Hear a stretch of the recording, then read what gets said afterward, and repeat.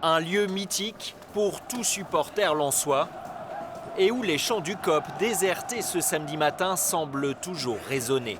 Le stade Bollard de Leulis, une longue histoire remontant à l'entre-deux-guerres.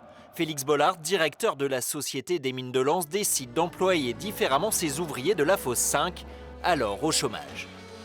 Pendant une année et demie, ce sont 180 mineurs qui vont niveler le terrain et construire une tribune. D'ailleurs, le premier maillot du club de Lens a été noir comme le charbon et vert comme la place verte.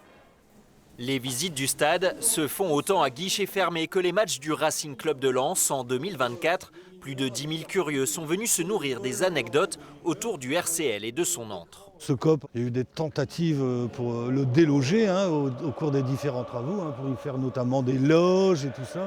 Et l'emblématique président Gervais Martel l'a toujours refusé.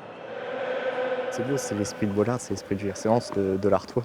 C'est vraiment notre thématique, c'est un symbole ici pour nous. Moi je viens régulièrement pour assister à des matchs et au final ça procure des bonnes émotions parce que je le redécouvre autrement, notamment avec toutes les peintures que je vois là en tribune Marek.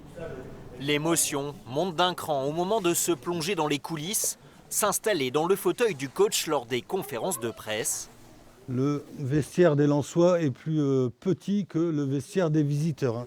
Ou en prenant la place de leurs idoles dans le vestiaire. C'est un cadre particulier dans la mesure où il n'y a rien de bling-bling. C'est vraiment aussi un respect de la culture minière.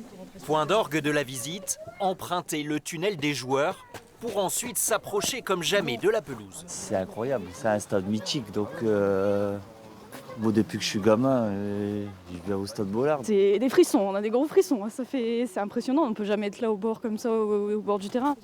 La prochaine fois, ils seront de retour en tribune, fidèles comme toujours.